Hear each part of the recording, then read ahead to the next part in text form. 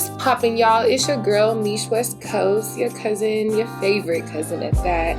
And we are back with the season 2 start off. So I'm happy to have you guys here. Thank you so much for joining me. And y'all read the title. When are we going to realize that we might be the problem? Today is when we're going to realize we might be the problem, cousins. Sometimes you got to start to admit that you might be at fault for your own self-destruction. But before it gets too far, cousin's going to talk to you. So take your seat, turn me up, make sure you're comfortable, and let's get into it. You know, before we get started, though, we got to have us a little drinky drink. So our drink of the episode is going to be the real tea. So like I said, before righting our wrongs and before getting into the importance of being real with yourself, we're going to make it. So cousin, come close, have a seat, pause this if you need to. The drink is going to be on my highlight and on my page. So if you did not see, this is the Real Tea Vodka edition. Okay, so we're going to start off with a cute little glass. I got a glass of ice, and you know I love a fun straw. We got our shaker, y'all. Get y'all shaker out. So, how do the TikTok girlies do it? This don't, whatever. It's supposed to make the, you know what I'm trying to do. But, so, we are going to start with a brewed tea or a twisted tea. This is a chilled drink, so you can pre-brew it, or I bought a twisted tea, so actually be like me. Get a twisted tea and let's get fucked up because we got to talk. So we got this is over 2 ounces of tea. Measure to your heart desires. We've got our vodka. I'm using soju today. So 2 ounces of soju. And we've got some 1 ounce of lemon juice. So just to add a little depth, a little flavor there. Pour that. And we are going to shake until our ancestors tell us to stop. Now, make sure that your shaker is sealed all the way or you will make a mess. And you really will be spilling it with me. But yeah, so my shaker and shake. Shake what you got and then then grab the wall, shake it like a dog. So you want to shake until it's chilled. I feel it getting cold, so I think that's good. We'll take the top off and pour. Ooh, I didn't make a mess, y'all. Wow. Ooh. And get it all out, y'all. Get it all out. Yeah. Okay, and then we've got our garnish. I love a little cinnamon. Y'all know me, so we're going to do 2. Look how cute she is. Pause it and take a picture. Period. So let me taste it. Y'all, get y'all a real tea. Enough said. Get y'all a real tea. So, and if you missed the ingredients, I'll go over them again. We've got vodka. I use soju. You got fresh lemon juice or lemon juice. I've got a twisted tea or maybe a brewed tea, whatever you like. Candy for cuteness or whatever you want to garnish it.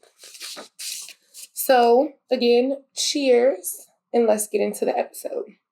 So again, back to the title. When did you realize that you was the problem or that you might be the problem? Read it out loud, say it loud, identify with it. Cousin, you might be the problem. And I know what you're thinking. You're going to be like, I'm not the problem. But you are. You are. And that's okay. You got to look back at yourself because change is inevitable.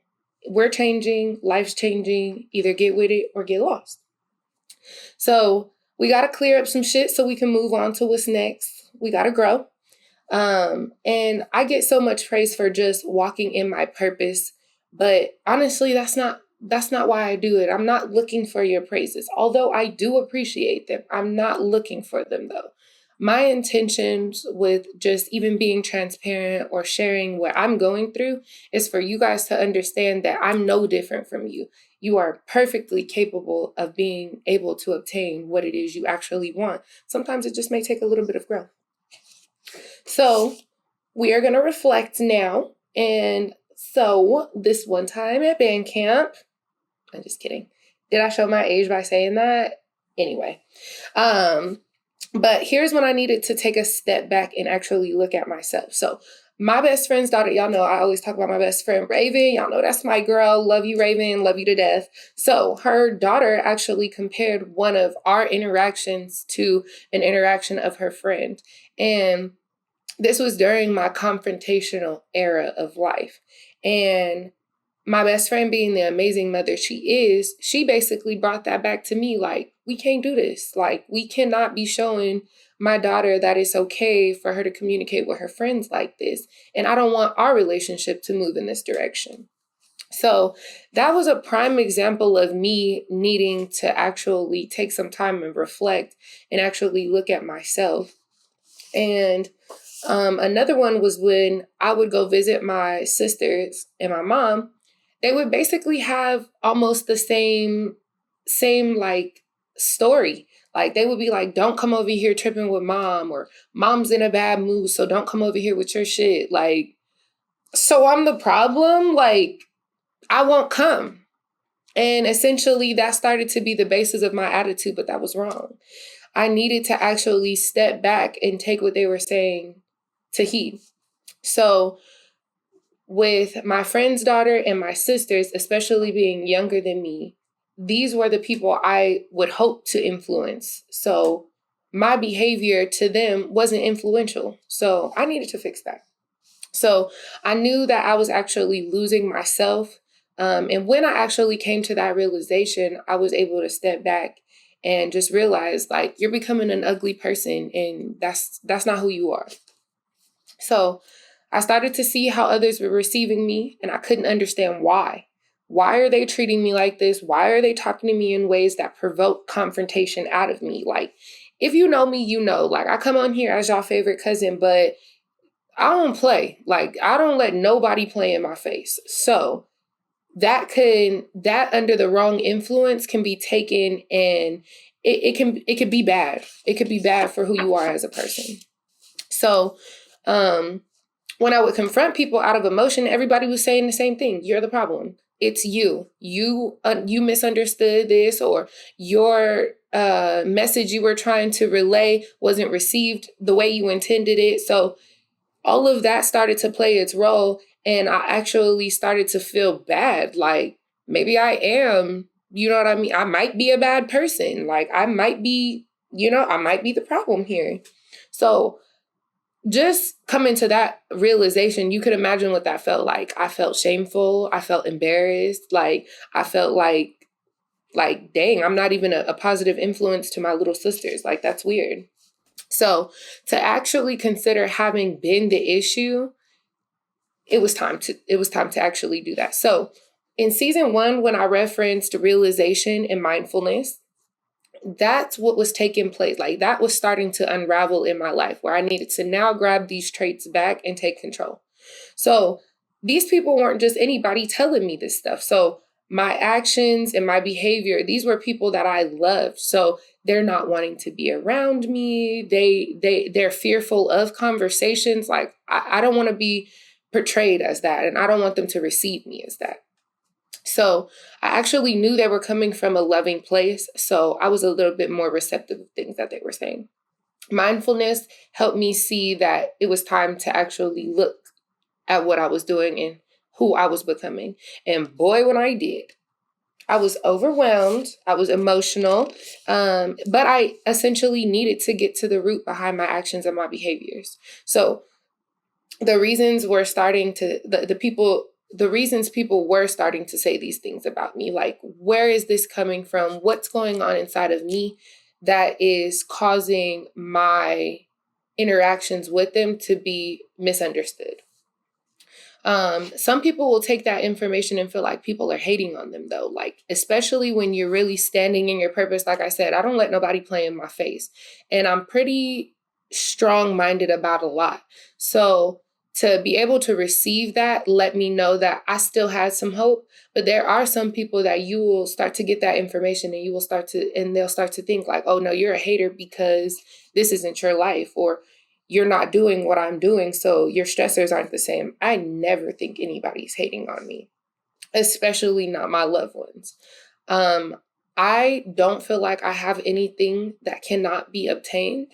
I don't feel like I do anything that somebody else cannot do. And that is the point of this platform. Like, I'm here to show you guys transparency and realness, because this isn't far-fetched. And I'm not saying exactly doing a podcast like this, but I'm saying stepping into who you are and what your purpose is. So, again, I don't feel like people hate on me. That just is me.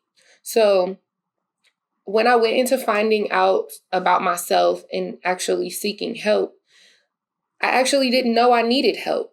So I wasn't as self-aware as I am now. It took for me to actually get help for me to start to see like my behaviors are a problem. Like the way I relate to things is a problem. So, and my behaviors were actually starting to clock destruction.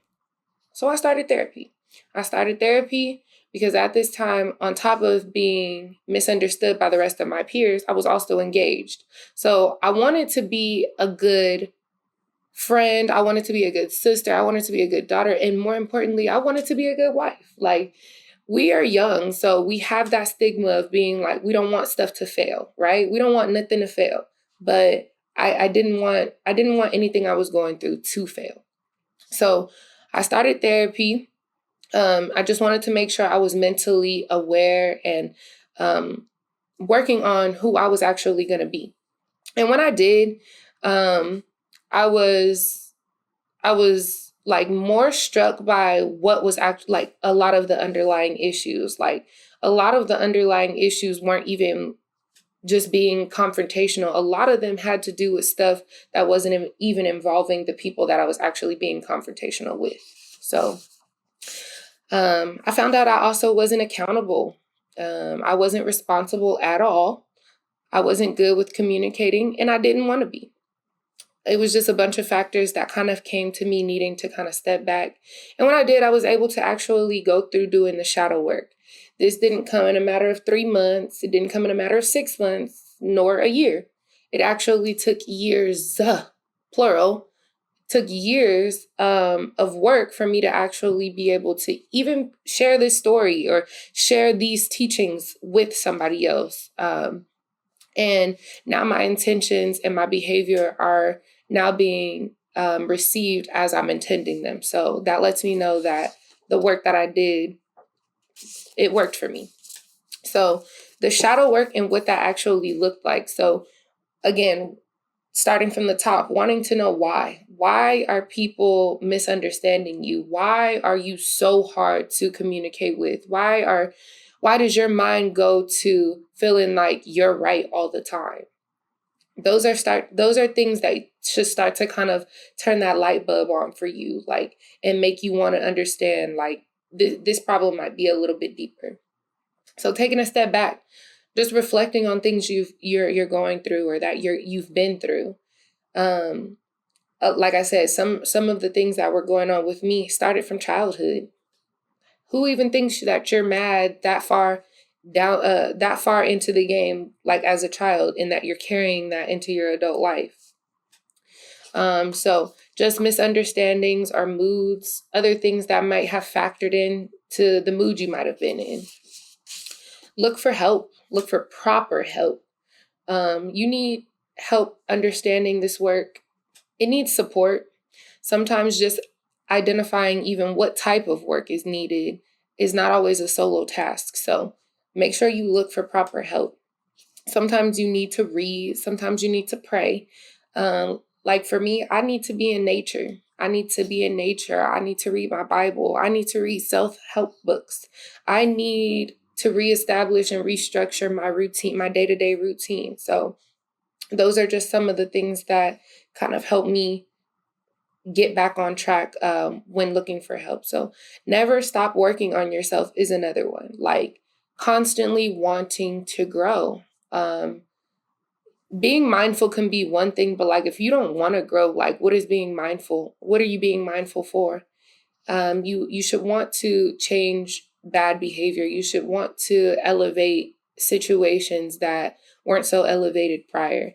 So read, write. I write letters to my future self. Those are a good way to reflect and just let me know along my growth journey that I'm actually hitting the goals and that they're aligning to the things that I actually envision for myself. Take courses or workshops. So with this business, I started this business from a workshop. I went to a workshop that talked to me about readiness and just preparing your business. So now I'm in a business and marketing and advertising workshop. So just constantly working on how to grow. Date yourself. Make time for yourself. Get yourself dressed up, take yourself to go eat a really nice meal, go to breakfast, buy yourself a really nice gift. Make sure you're courting yourself. When you prioritize things you like, it makes it harder for you to slip back into those behaviors that just establishing boundaries will allow you to just kind of set. And you don't fall so far off of the path that you set for yourself when you start prioritizing you in the midst of all of this. So it kind of comes back to you like a refresher. Like you'll start dibbling and dabbling in one area that you felt like you grew from, and your mind will be like, no. We can't go too far into that. It may seem fun for a moment, but we already know where that leads us. So again, like a refresher. So spend time with yourself also. Aside from dating yourself, spend time with yourself. Spend time actually doing nothing. This might go with dating yourself, but just being alone long enough for you to not say a word, or even a day of just being by yourself. Give yourself some time to rest because life demands our full attention. And sometimes we need to step back and just give ourselves the grace and say we deserve to actually just sit and do nothing. But establishing a list of non-negotiables and prioritizing them is essential when identifying that you no longer want to be that problem. So these are just a few of my suggestions and a few things that have helped me understand that just because I was the problem didn't mean I couldn't reconcile the narrative. I still had time before I hit a crash out to get myself back and to get myself back loving me. And now I'm able to share that. So that was just a small piece of just kind of stepping into that. Like, this is going to be something I address constantly during season 2. We are going to really focus on growth. Like I said in the beginning, this is a year of intention. And if you don't hear nobody saying these things to you, like how many times does your mind say, I know the right decision, but I'm still going to make the wrong one? That's essentially what the purpose of these segments are, or these topics are. Like, I want you guys to understand that this always is a safe space, but we're going to get this shit right together. We are going to get this shit right together. But thank you again for joining me here for another episode of Spill It with Mish. Like I said, we are kicking off season 2. I am your lovely, lovely host, Mish West Coast. I'm your cousin, your favorite cousin at that. And we're going to grow, guys. Life ain't waiting on us. Growth is coming, whether we want it to or not. But cousin is here to help y'all take control of it. But until next time, thank you for being here. And cut.